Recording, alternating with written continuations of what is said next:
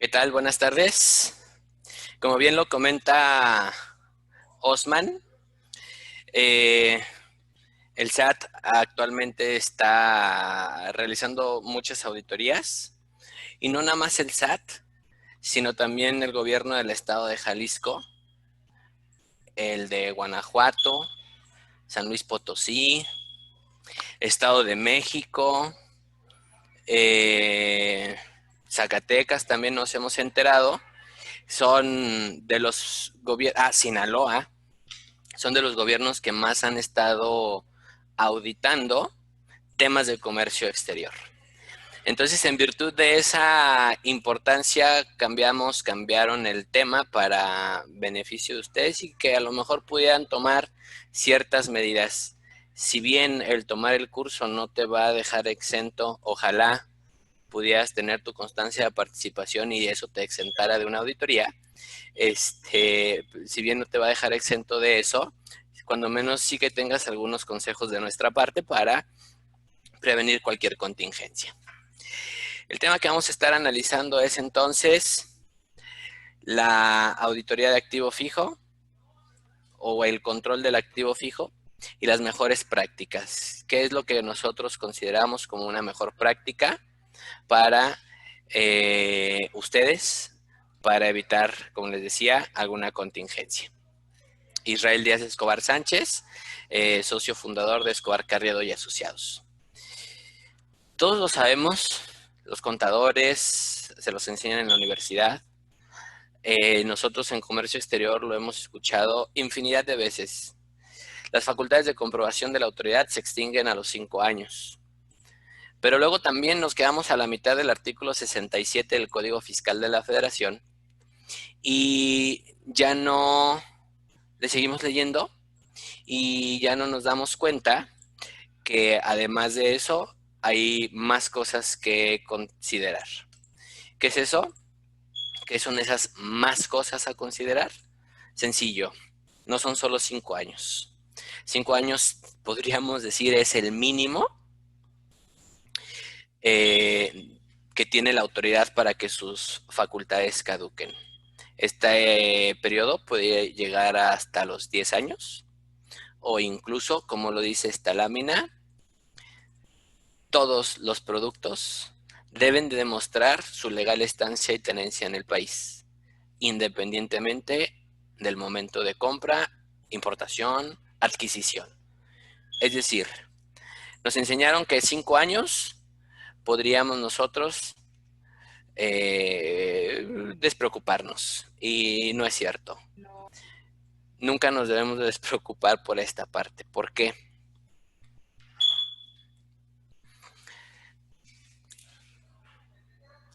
Si tenemos una máquina, otra de las cosas que nos dicen es, si tienes maquinaria, no te aplican los 5 años. Tienes que tener en todo momento la legal comprobación.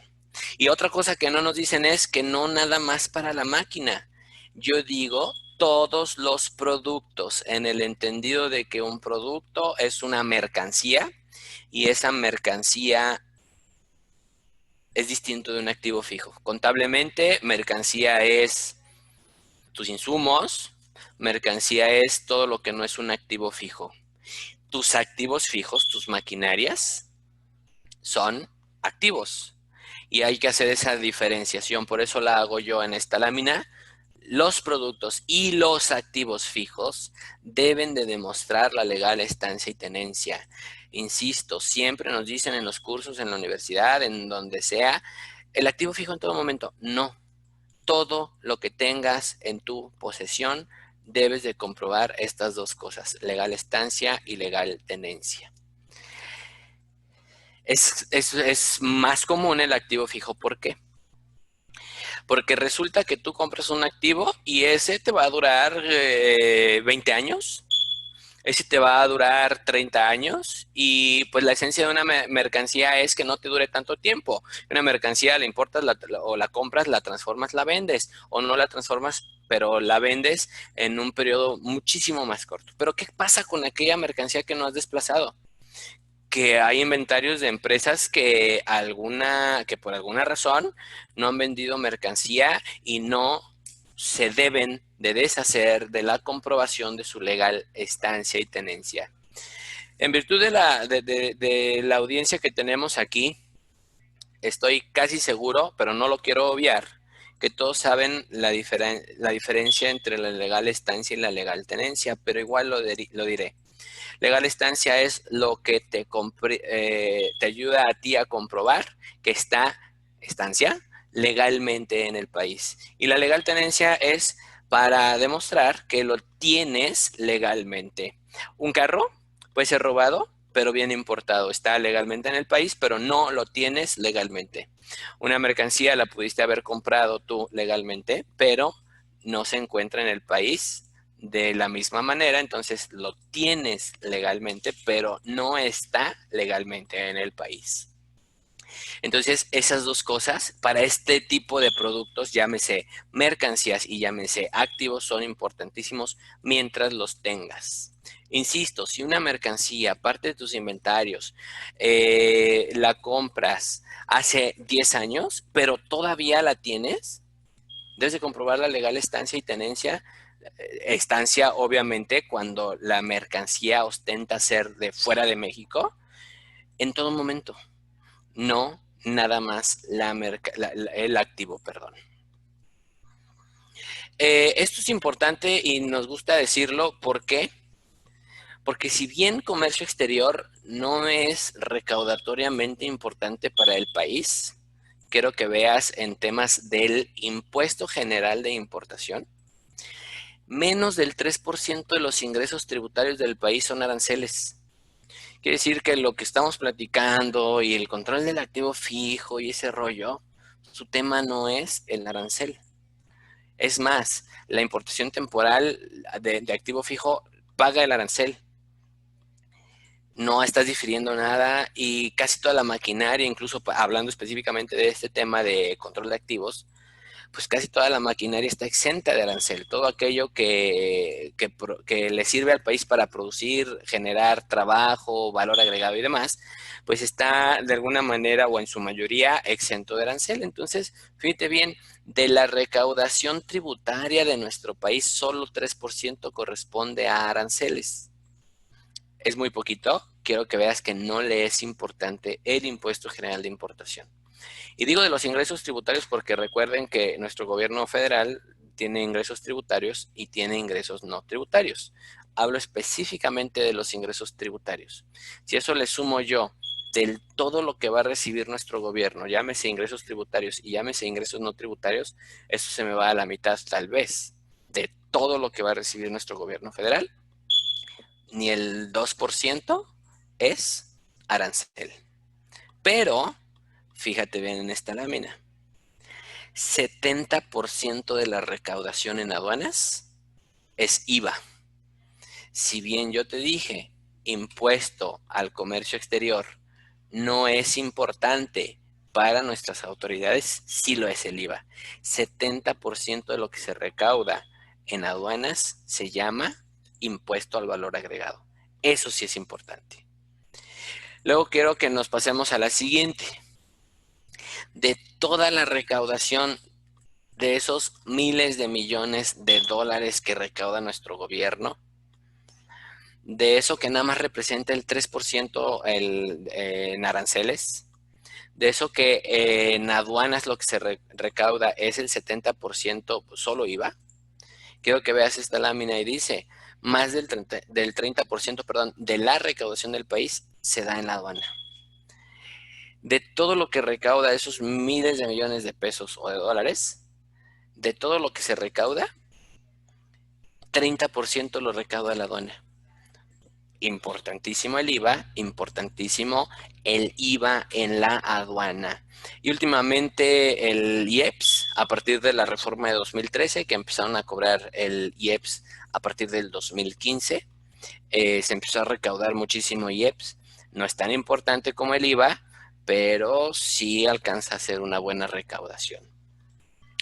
A lo que voy con estos números no es un tema de arancel, sí es un tema de cumplimiento, sí es un tema de IVAs, sí es un tema de una recaudación en general que de a poquito en poquito ayuda en la recaudación de nuestro país.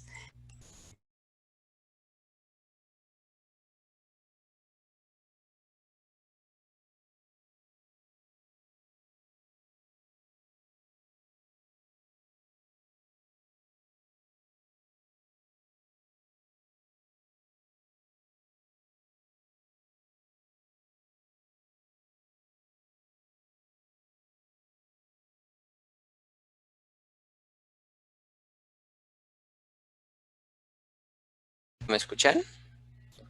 Ya me escuchan, ¿verdad? Ok. Les decía que por esos números es importantísimo cumplir.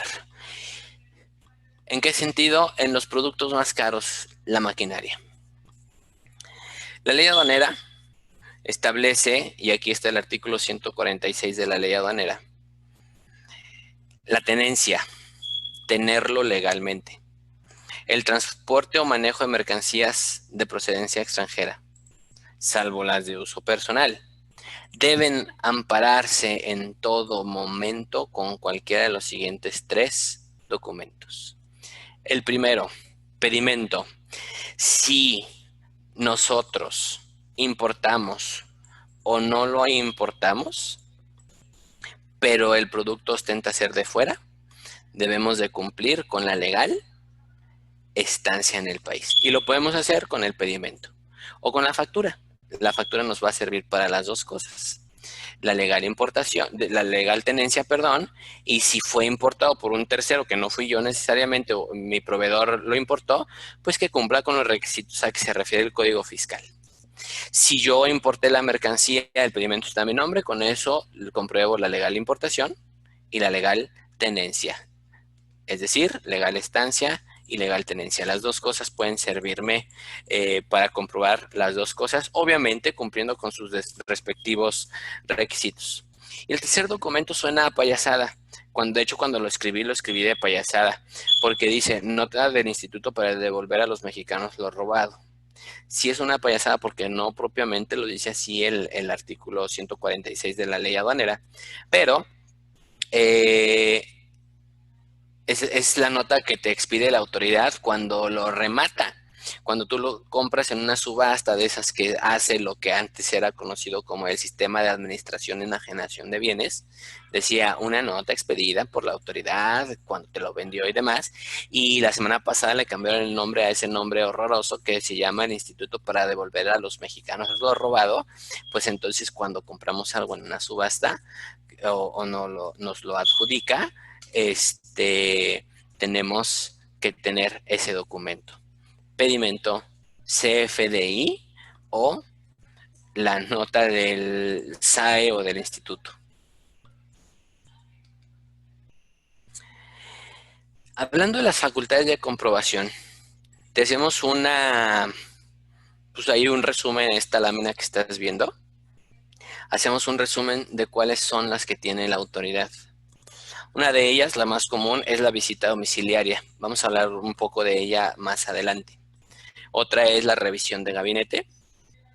La visita domiciliaria es lo que conocemos como una auditoría, la auditoría común en la que el SAT va a tu casa, a tu oficina, a tu planta, a tu domicilio fiscal, a tu donde tenga que ir o deba de ir a practicar sus facultades.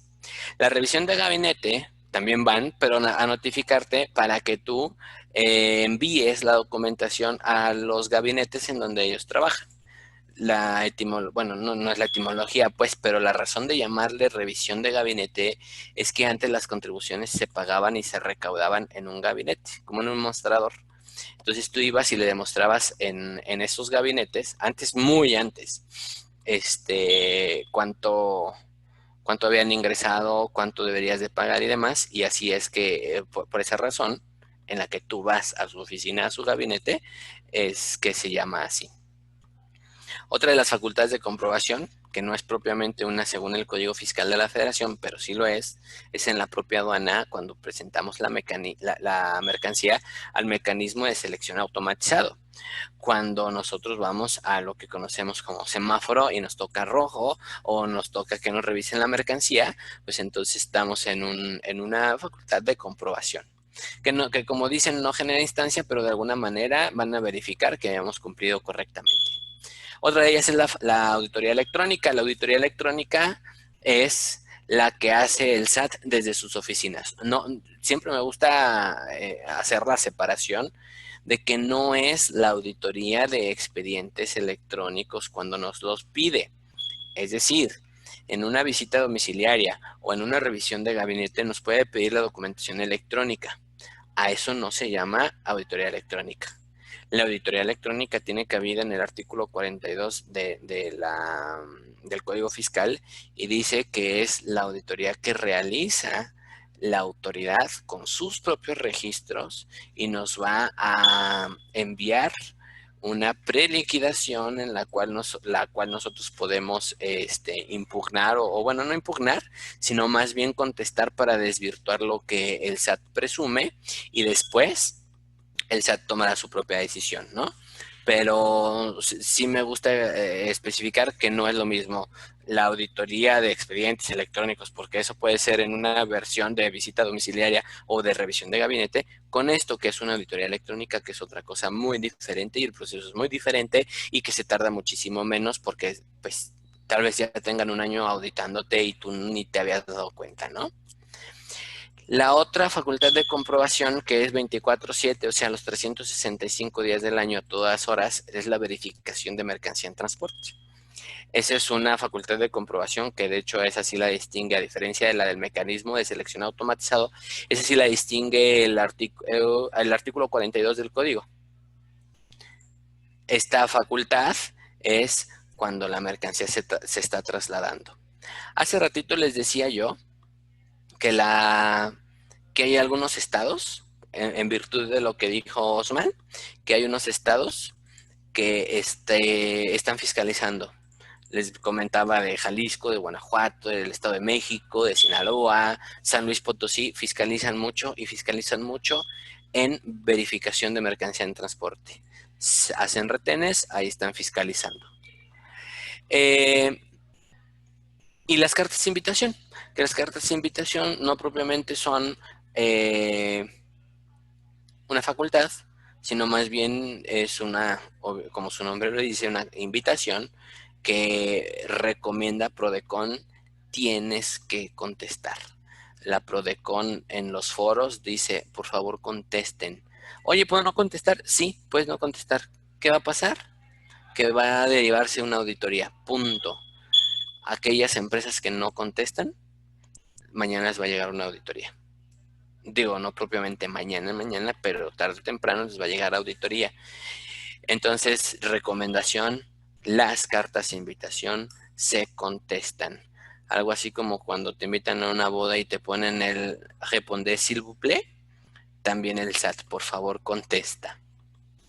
Les decía que iba a platicar un poco más a profundidad de la visita domiciliaria, porque si se fijan lo que dice abajo siempre comienzan con el activo fijo. Y este es el tema de hoy, ¿no? El activo fijo. Una visita domiciliaria, si llega el SAT o llegan los estados, ahorita lo vamos a ver porque no es el SAT nada más, sino que tiene 32 brazos extendidos el SAT. Llega el SAT duro y a la cabeza, dirían, sobre lo que más nos duele, que es el activo fijo. Te pueden llegar a embargar la mercancía y lo primero que dicen es, se inicia la facultad de comprobación, se inicia la visita domiciliaria y empezamos con esto. A partir de ahí se deriva un proceso, es importante que lo conozcas, que se deriva un proceso cuando te embargan la mercancía, es un PAMA. Una vez que inicia la visita, puede iniciar con el PAMA y dice que cuando te embargan la mercancía, el PAMA hace las veces de acta parcial. Con eso te hace ver el SAT que la auditoría no se terminó, que la auditoría tiene un momento 1, que es el comienzo, y un momento 2, el mismo día, que se llama embargo de la mercancía, y que hace las veces de acta parcial, y que de ahí vas a derivar dos procesos. Uno, tu defensa contra el embargo y otro, tu defensa contra la auditoría. Son dos cosas muy diferentes. Es importantísimo que sepas que tus visitas, bueno, las visitas domiciliarias comienzan siempre con la revisión de los activos. ¿Cuál es la consecuencia? Como te decía yo, embargo de la mercancía. Y puse ahí esos maquinototas, porque hay veces que una máquina es imposible que te la embarguen. Digo, a lo mejor esa ciudad habrá algún valiente que la pueda manejar, pues se la podría llevar, ¿no? Pero hay máquinas que, no, que están pegadas al suelo. Hay máquinas que el SAT dice, se ve imposibilitado de embargar y dice, no te preocupes, se quedan aquí. Están embargadas, pero tú te quedas como depositario. Y señalan un depositario que es la persona encargada de que la mercancía no se la lleven. Importante, si ustedes están en ese supuesto, que sepas que la mercancía no se la van a llevar, que sepas que la puedes seguir usando, pero que no puedes disponer de ella, salvo para seguir chambeando. Te van a determinar que tienes un contrabando, el cual obviamente vas a tener que defender tu PAMA, tu embargo, y defender tu contrabando. Te van a determinar contribuciones omitidas y con sus respectivas accesorios, llámese multas, llámese actualizaciones y llámese recargos. Te pueden dar de baja del IMEX y te pueden dar de baja de tu padrón o de tus padrones. Si tienes algún sectorial, pues también se te va tu sectorial. Importante entonces poder determinar la comprobación de la legal estancia y tenencia. Acuérdate que hay veces que por la cantidad de un crédito fiscal y la máquina, por ser mucho más cara que la mercancía, puede ayudarte a llegar rapidísimo a esa cantidad, te pueden dar de baja de padrones, de tu IMEX, etcétera. Insisto, de las primeras láminas decían, debemos de comprobar la legal estancia y tenencia en todo momento de la mercancía. En todo momento de aquella mercancía o activo fijo que tengamos en nuestra posesión. Acuérdate que en 2018, 25 de junio del 2018, hubo una reforma a la ley aduanera en la que pusieron, no sé si te acuerdes, en la que al artículo 1 y al artículo 52, fue al 52, le pusieron una palabrita. Hoy lo lees y dice poseedor o tenedor. Porque no me importa si no la introdujiste tú, no me importa si tú no eres el introductor, no me importa si tú no eres el importador, eres quien la tiene o la posee y voy sobre de ti. No necesariamente debiste haberla importado tú. Si la máquina ostenta ser de fuera, si la mercancía ostenta ser de fuera, debes de comprobar la legal estancia en el país. ¿Sale?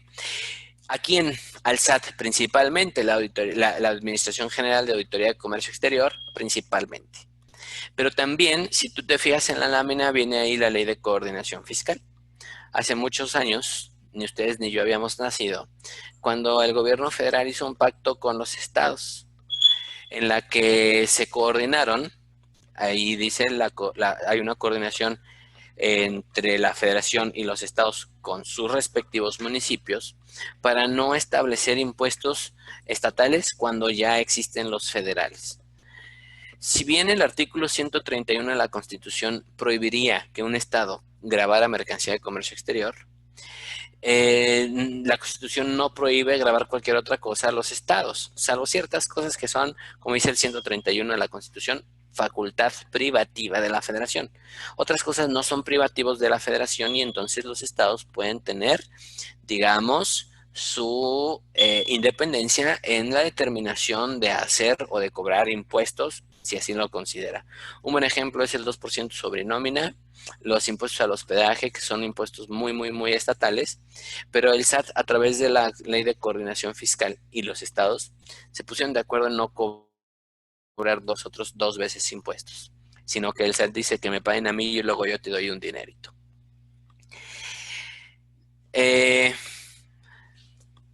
Hay estados que firman su adhesión al sistema de coordinación fiscal Y hay estados que además firman los convenios de colaboración administrativa. Fíjate lo que dice ahí, los estados están facultados para realizar las funciones que le corresponden al SAT, como recaudar. Ahí está en su momento cuando había, o algunos estados, no sé de dónde se conectaron, pero algunos estados tienen ya otra vez tenencia o nunca dejaron de tenerla. Ahí está un ejemplo. En su momento el régimen de pequeño contribuyente, los repecos, ya no existe, lo sé, pero en su momento los repecos pagaban sus contribuciones en las recaudadoras estatales. Registrar, los estados tienen la facultad de registrar quién les pagó, quién no les pagó, cuánto y demás, comprobar que hayan pagado de manera correcta, fiscalizar, es decir, realizar actos de fiscalización, como son las auditorías o los que estábamos platicando hace ratito, y liquidar, es decir, cobrarles los impuestos a quienes les deban. Solo para algunos impuestos que se llaman impuestos coordinados, llámese IVA, IEPS, en su momento el impuesto al activo, renta, tenencia, un impuesto puesto como ejemplo ahorita, y derechos como el derecho de trámite aduanero. Les decía, estos impuestos se llaman impuestos coordinados y hay que tener muchísimo cuidado. ¿Por qué? Porque no nada más es el SAT, sino también los estados. Además, para esa parte de fiscalización, nuestro gobierno federal pactó con los estados que se adhieren a este Sistema Nacional de Coordinación Fiscal. Les da la facultad para hacer exactamente lo que ellos hacen, imponer créditos fiscales, eso es algo del SAT, pero eso también lo hacen los estados. Verificar la expedición de un CFDI lo hace el SAT, pero también lo hacen los estados. Revisar los dictámenes de los computadores públicos, de los CPRs o CPAs, contador público autorizado, también. Realizar las visitas domiciliarias, ejecutar los procedimientos administrativos de ejecución, verificar lo que nos está diciendo ahorita, la legal estancia y tenencia de las mercancías y de vehículos, salvo aeronaves. Las aeronaves, por tener una matrícula de la Secretaría de Comunicaciones y Transportes, eso dicen, no, eso déjaselo a la Federación nada más. Vehículos, les decía yo hace ratito que mucho de la moda es en verificación de mercancía en transporte. Si hay un tránsito, un agente de tránsito y detiene a un vehículo que tiene placas de fuera, va a aplicar una ley que es federal. Aunque el agente vial es estatal, va a aplicar una ley federal. ¿Por qué? Porque él debe de comprobar que solamente la persona residente en el extranjero puede manejarlo o cuando menos debe de ir a bordo, ¿sí? Y esta partecita es la que agarran muchos estados para fiscalizar vehículos. Determinar créditos fiscales, verificación del pago de derechos, les decía hace ratito, como el derecho de trámite aduanero, asegurar bienes, es decir, embargarlos y asegurarlos, así como esta parte que dice levantarlos. Se refiere a ordenar el embargo precautorio. ¿En qué momentos? En todo momento. 24/7 les decía yo. Las facultades de comprobación deben de iniciar en hora y día hábil, según el artículo 13 del código. Sin embargo, y terminarlas también. Sin embargo, si así se requiere, pueden habilitar horas y días inhábiles para poder seguir realizando sus facultades, como lo ves aquí en la lámina. ¿Sale? Entonces, no estamos exentos, tenemos muchísimas obligaciones en términos de comprobar legal importación, llámese de mercancías o de activos fijos, y lo debemos hacer en todo momento. ¿Qué estamos recomendándote a ti? Porque esta parte se llamaba, bueno, este tema se llama control de activos y las mejores prácticas. Hay dos formas, como te lo puede pedir el SAT o como te lo puede pedir el SAT. Una de ellas es, no es cierto, como te lo puede pedir el SAT, es decir, en una visita domiciliaria, baja por favor a la planta, vamos a la planta, salgamos a la planta, entremos a la planta y quiero máquina por máquina y te van a señalar y te van a decir, esa máquina, compruébame legal estancia. Esta otra máquina, compruébame la legal estancia. Esa máquina, compruébame la legal estancia. Y así se van máquina por máquina a pedirte la comprobación de la legal estancia. ¿Y cómo lo hacen? Como te dice ahí, recabando la información, o te piden que recabes la información y la documentación de cada activo que encuentren en la planta hasta que se enfaden, o hasta que se cansen, o hasta que encuentren algo. ¿Sale? Porque te dije yo, si bien la pueden iniciar en hora hábil, la pueden terminar en hora no hábil, ¿eh? Entonces, no tenemos mucho tiempo y por eso estás conectado ahorita, para ver cómo hacerle. O conforme a la documentación que se tenga, es decir, el SAT, tú sabes que tiene tu glosa, los estados tienen tu glosa y la glosa de tu competencia para cuando los vaya a auditar. Ellos tienen la glosa, ellos conocen las operaciones de comercio exterior que has realizado, ellos saben muchas cosas de ti que incluso a veces ni siquiera nosotros sabemos. Entonces es posible que sobre los pedimentos agarren 10 pedimentos y te digan estos 10 pedimentos, que es muy común que así te hagan las solicitudes en una revisión de gabinete, demuéstrame por favor qué es y qué haces con él. Sobre estos pedimentos, dime por favor cuál es esa máquina. Compruébamelo. Entonces la primera fue, esa máquina, enséñame su documentación. O la segunda fue, este documento, ¿para qué máquina es? Ah, pues es para esa. Perfecto, demuéstramelo. ¿Cómo lo demuestras o qué es lo que nosotros te estamos sugiriendo? Hacer un plano de todos los activos que se encuentren en cada una de tus plantas. Todos los activos. Lo tengas arrendado, lo tengas en comodato, lo tengas comprado, sea nacional o no. Ojo, sea nacional también. Yo te dije que debemos de comprobar legal estancia y tenencia. Si tú me dices que lo nacional no debe de cumplir con la legal estancia, te digo yo, perfecto, pero sí con la legal tenencia.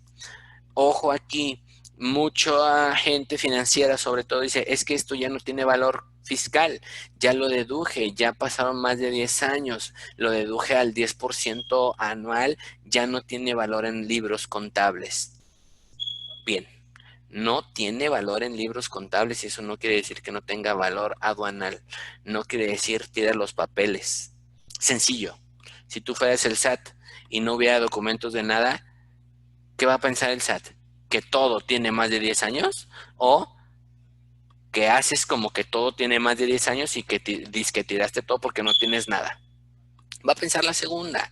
Dice mi mamá, piensa mal y acertarás. Dice la mamá del SAT, piensen mal y acertarán. La verdad es que no es nada más. Es que pues ya lo compré hace 10 años este activo, ya tiré la documentación. ¿Quién te dijo que la tiraras? Debes de comprobar en todo momento la legal importación o la legal compra, aun cuando eso fue hace 30 años, aun cuando es una mercancía nacional. ¿Sale? Eh, o un activo nacional. Entonces, hacer un plano, importantísimo. Hay empresas que tienen sus registros contables, sus libros de sus activos, pero no saben cuál le corresponde a cuál. ¿Por qué? Porque los que andan de traje son los que hacen los registros y los que están comprando, los ingenieros, son los que dicen, esta máquina ya no sirve, pero a lo mejor los ingenieros no saben que no tienen que tirar la máquina porque a lo mejor debo todavía de tener la documentación, o a lo mejor no le dan importancia en almacena la documentación que reciben cuando reciben la mercancía y entonces la tiran o la traspapelan, ¿no? Por eso es importantísimo que, ¿qué creo tener fiscalmente?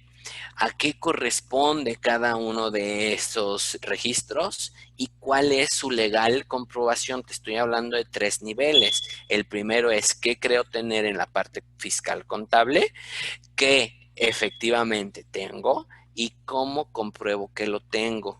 Esto es lo que yo digo tener, pero esto es cómo lo tengo. De verdad es importantísimo tener esas 3 en la misma línea. El número 2 es, revisa cuáles partes de una máquina o cuáles secciones de una máquina le corresponden a una sola máquina. No me vas a dejar mentir. pero hay importaciones con regla segunda que tú importas máquina, pero tienes bueno, importas, bueno, puede haber muchísimos casos, ¿no? Es posible que tú hayas importado motores, bandas, transportadoras, conveyor, sensores, no sé si ya dije, etcétera, etcétera, etcétera, etcétera. Y con todo eso armaste una máquina. Hay que tener esa comprobación. Es posible que tú tengas una compra fiscal de una máquina que te la vende un alemán y te dice unas cosas vienen de China, otras de Italia, otras de Alemania y otras de Estados Unidos. Este es un ejemplo de regla segunda. Tú tienes una factura por una máquina y tienes 4 facturas pro forma por 4 embarques diferentes, uno de cada país. Generalmente quien compra se queda con esta y quien importa se queda con esta. Y yo digo que quien compra debe quedarse con estas y quien importa debe quedarse con estas. Es decir, si bien aplicaste regla segunda y declaraste una máquina, tu factura a lo mejor va a decir otra cosa porque tú importaste con una factura pro forma porque fue la que el chino te dio a manera de packing list, porque él no te vendió. No te puede dar una factura una factura fiscal porque él no te vendió. Lo mismo con el italiano, lo mismo con el alemán y lo mismo con el norteamericano. Hay que tener mucho cuidado con este tipo de cosas porque tal vez la importación la realizaron hace 5 años y tú tienes 3 en la empresa. ¿Cómo le haces? Híjole, va a ser una chamba muy difícil, pero tenemos que comprobarlo. Eso es uno. Y dos, hay máquinas. La otra vez me tocó ver en el Estado de México una máquina para cardar algodón. Pues la cardadora del algodón estaba en una sección increíblemente grande de la empresa textil.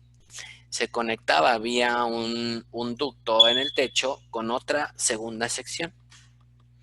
Pero como verás en el consejo 9 o 10, no me acuerdo cuál es, que no, la auditoría no la atendió un ingeniero, la atendió el contador.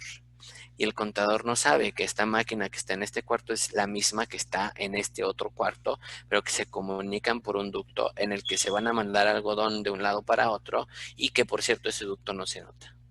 Y que las máquinas es verde acá y rosa acá. No se parecen en nada, pero es una misma máquina. Entonces, debemos de saber qué le corresponde a cada máquina y primero debemos saber qué máquinas hay y qué es una máquina.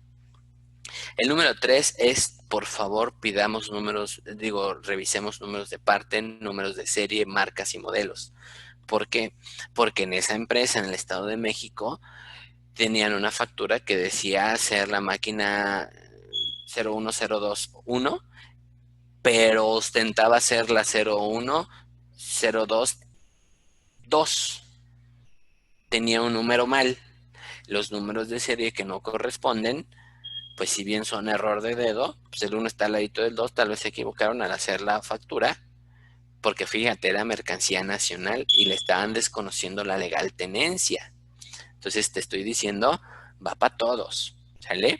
Entonces, tengamos muchísimo cuidado. Si los ostentan las máquinas y no los declaras, para el SAT, además de haber una multa, va a decir, tú no me puedes comprobar que no me puedes ligar que este documento corresponde a esta máquina porque no haces una referencia. Yo podría entender que no me declaras nada cuando no hay nada, pero como ya aquí sí estoy viendo algo, entonces no creo que corresponda a la máquina y no la puedo yo ligar a tu factura o a tu pedimento. Entonces, por favor, revisa que los tengan si es que vienen en las máquinas. Y si los tienen, que de verdad cuadren, porque por un número te desconocen, aunque parezca de dedo y a leguas se vea que es de un error de dedo, el SAT te va a buscar la forma de desconocer tu operación, desgraciadamente. El consejo número 4 es que consideres las refacciones. Traes una máquina que tiene un motor. Y el único número de serie, sucede en otros países, en México no, ¿eh? No te creas, sucede en México y en otros países. El único número de serie que le viste o que le vio el agente aduanal o que le vio el vato que hizo el empaque en China o en donde tú quieras fue el número de serie del motor. Punto número 3, declarar los números de serie correctos. Le quitas tú el número de serie, le quitas tú ese motor porque se descompone y le pones otro motor con otro número de serie, hace parecer que la máquina ya no es la misma, porque declaran el número de serie del motor como si fuera el número de serie de la máquina. Ojo con esto, son dos cosas distintas. Puedes traer una máquina sin número de serie que tiene un motor, que ese motor trae un número de serie. Hay que tener muchísimo cuidado con el cómo le declaramos a la aduana. Si ya estás en el supuesto en el que declararon el número de motor de una parte, el número de serie, perdón, de una parte, no de la máquina, te sugiero que rectifiques, y si es un montón porque pasa muchísimo, te sugiero que renuncies, no te creas. Pues que hagan algo, que rectifiquen los pedimentos, que tengan el control de que solo se declaró un número de serie de un motor en lugar de la máquina, porque la máquina no tiene, y que tengas esa diferenciación, y que si te vas a deshacer de este motor, entonces que tengas ciertos controles y puedes constatarlo en algún acta en la que digas estoy tirando el motor 01 y lo estoy reemplazando por el 02 y aquí está y te tomo fotografías y te evidencio que estoy hablando de lo mismo, porque cuando venga el SAT y vea una máquina y un número de serie de un motor que no le corresponde, no te van a decir, seguro le cambiaste el motor. No, te van a decir, le cambiaste la máquina y esta máquina no me puedes de comprobar la legal importación. El consejo número 5 es declarar la mayor información posible en las importaciones, con cuidado. Es decir, si lo que tú vas a decir estás seguro que es correcto, dilo. Mucha gente te sugiere, no, si no te lo piden, no lo declares. Tienes razón porque, pues, ¿para qué le das más elementos a la autoridad de los que te están pidiendo? Porque a lo mejor esos elementos pueden jugar en tu contra. Tienen razón. Sin embargo, los números de parte, los modelos y demás, no son cosas que tú estés dando de más, estás obligado a darlos. Entonces, mientras más información estés dando, más y mejor estás cumpliendo y más te estás curando el salud. Si tú declaras un número de serie mal, pero todo lo demás corresponde, es más difícil que te digan que no puedes ligar esta factura con esta importación o este pedimento con esta operación, pues. Entonces, tú puedes tener más elementos para decir si bien el número de serie está mal o si bien el número de serie no corresponde a este motor, fue porque se cambió y todo lo demás cuadra. Por eso te estamos recomendando, por favor, declara la mayor información posible y al hacerlo, que sea correcta. El consejo número 6 que te damos es no solo en importaciones, también en compras nacionales. El artículo 29 y el 29A del Código Fiscal de la Federación obligan a que las facturas tengan número de serie de las máquinas. Cuando hablamos de números de serie, decimos, sí, claro, eso es aduanas. No. Mientras más información tengas, más puedes comprobar esas dos cosas que estamos diciéndote desde un inicio. Legal estancia y para este caso legal tenencia. ¿Cómo puedo yo asegurar que una factura corresponde a una máquina con los números de serie? Tengamos cuidado, no aplica solo a importaciones. El séptimo es, documenta cada una de tus máquinas, cada que le cambies una refacción y cada que le hagas un cambio, cada que le hagas una reparación, docúmentalo de la mejor forma. Por lo que te decía, los números de serie que estás declarando de un motor, pues hay que documentar. Si la mandaste a reparar, por favor, mándala a reparar. Y si te cambiaron el motor, que te den una factura por ese motor. Porque hay veces que, pues es como cuando mandas tu servicio al carro, ¿no? Y pides factura y te dicen servicio al carro, vámonos. Pero hay hay agencias que te dicen cambio de bujías, te vendí filtros, te vendí, híjole, productos. Esa parte, cuando tú mandas reparar una máquina, te van a cobrar el servicio de la reparación o de mantenimiento, sí, qué bueno, pero también pide facturas en las que se haga la distinción de lo que te pusieron para que tú puedas tener mayor comprobación de lo que se le hizo a cada máquina. Yo sé, y no hay que dejar, tal vez debería ser un consejo 7.5, no hay que dejar toda la memoria, porque ojalá la persona que estaba antes en tu puesto se le hubiera ocurrido hacer esto, tomar esta plática y de verdad decir, voy a hacer esos 10 puntos que dijo Israel, que cuando MBG los invitó, para de verdad poder comprobar y no heredar broncas a la persona que sigue. Ojalá esa persona que está antes de ti hubiera hecho eso para que no te heredara broncas. Qué padre que lo hiciéramos nosotros y no dejáramos nada a la memoria y cada operación lo comprobemos. Fíjate bien, esa documentación de cada maquinaria puedes tenerlo en una mica, como esas micas donde ponen la licencia en los negocios y el alta en el SAT, su licencia del ayuntamiento y demás, su alta en el seguro, la credencial de seguro, de esas micas, cada una de las máquinas, de verdad. Y ponerle, nadie las toque más que comercio exterior y el encargado de mantenimiento de la planta, lo que tú quieras, en donde podamos tener esa cartilla de vacunación o ese expediente médico de tu máquina, no para la parte de que no se descomponga, eso a mí no me importa, pero sí para la parte de la comprobación del qué se le ha hecho a esa máquina. Todo lo que se pueda poner ahí no está de más. Acuérdate, el SAT ahorita está dudando mucho de las operaciones que realizan las empresas. Llámese servicios, llámese lo que sea, está dudando muchísimo. Mientras más documentemos, más elementos tenemos para decir tenemos la razón. El consejo número 8 es sensibiliza a la gente de la planta de la importancia de los riesgos. Esta presentación. ¿Qué pasa, ingeniero, cuando se lleva una máquina y no nos avisa? ¿Qué pasa cuando canibalean una máquina y desaparece una máquina, pero agarraste ciertas cosas, no porque se la roben, pero la canibalearon para mejor armar otra mejor, o le quitaron el motor y le pusieron uno mejor? Esa parte, qué bueno que la hagan los ingenieros, qué bueno que la hagan los de mantenimiento, qué bueno que se hagan porque eficientizan la operación, sí, pero nos dejan con broncas a nosotros. Entonces, por favor, sensibilizar a la gente de la importancia que tiene el control de activos y de la mercancía. Una vez, hace 3 años, escuché a un fiscalista, Carlos Felgueres, que decía, los inventarios son de la gente que está en la planta, en producción, en almacén y demás. Deberían de ser de nosotros. Y tiene toda la razón. ¿Qué pasa cuando allá en inventario no cuadra?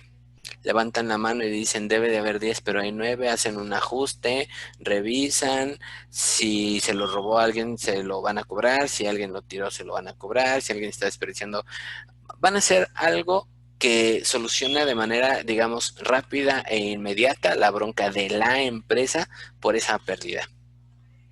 Pues si nosotros nos vamos al Código Fiscal de la Federación, habla de los inventarios y habla de que las diferencias de los inventarios se van a considerar compras no declaradas o ventas no declaradas. Y si tú compras y no declaras, o si tú vendes y no declaras, es de dónde sacaste ese dinero, que por cierto no me lo reportaste.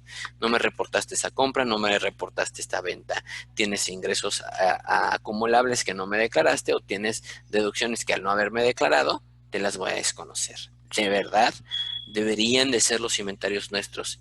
Pero como nosotros no vamos a estar haciendo nuestra mucha chamba y aparte de estar haciendo inventarios, por favor sensibilicemos a la gente. El consejo número 9 que te damos es apóyate en la tecnología para registros de tus inventarios.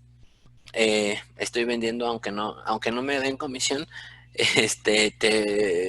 apóyate con la tecnología, es decir, MBG debe tener alguna solución para tener el control de tus activos. Digo, la tiene en Excel, en cualquiera de sus versiones, pues, pero si no te es suficiente para tener tu expediente digital, ahí puedes subir todo y decir, este pedimento le corresponde a esta máquina, ahí lo administras todo, sí, y si no es suficiente, busca la forma de que con tecnología puedas cumplir. El 10º consejo es, asegúrate de que quienes te apoyaron, a realizar la documentación sean quienes atienden la visita. Yo te dije, uno de los problemas de esta empresa en el Estado de México fue que no la atendió más que el contador. Y pues como siempre ponen carne de cañón, ¿no? Contador, pues viene el SAT y a mí me enseñaron que SAT era usted. Vaya y atienda. Incluso para no molestar, yo creo, casi todo el mundo se va de la planta y los dejamos solos, ustedes atiendan para que estén más a gusto. No se trata de eso. El contador muchas veces no sabe que una máquina está compuesta de dos secciones y una está aquí y otra está al final del pasillo. Eso lo debe de hacer mantenimiento. Tengo un cliente que no siguió el siguiente consejo, importaron todo como no debían. Ahorita les platico ese último consejo para no adelantarme y ya terminar. Este, y querían armar los expedientes. Nos dijeron, importamos un montón de cosas y no sabemos qué corresponde a cada cosa. Y nos hablaron a nosotros y nos querían pagar a nosotros un montón de, bueno, ya quisiera un montón de dinero, ¿no? Hubiera sido así, no lo hubiera rechazado. Pero ciertamente dije, es que yo no sé. Si tú, contador, no sabes, si tú, importaciones, no sabes qué trajiste, menos lo voy a poder ligar yo. Pero te puedo decir algo. Alguien en la planta sí sabe y ese se llama mantenimiento o ingeniería o control de patrimonio, lo que sea, que esas personas que están todos los días con la máquina, ellos sí saben. Entonces fuimos con esta persona, por eso te estoy diciendo, por favor asegúrate de que te ayude a hacer este trabajo la gente que sabe de las máquinas. ¿Qué máquina es? ¿Cómo la importaron? ¿Cuándo llegó? ¿En qué momento supiste de esta máquina? ¿Dónde está el número de serie? ¿La placa está acá? ¿Para qué sirve? Y con toda esa información que esta persona o estas personas te puedan dar, armas tu expediente. Les decía yo que esta empresa no siguió este consejo. Si tienes algún programa de fomento, por amor de Dios, no lo uses indiscriminadamente para diferir el impuesto, para diferir el IVA. Tenemos un cliente, digo, no fuera nuestro cliente si no hubiera hecho esto.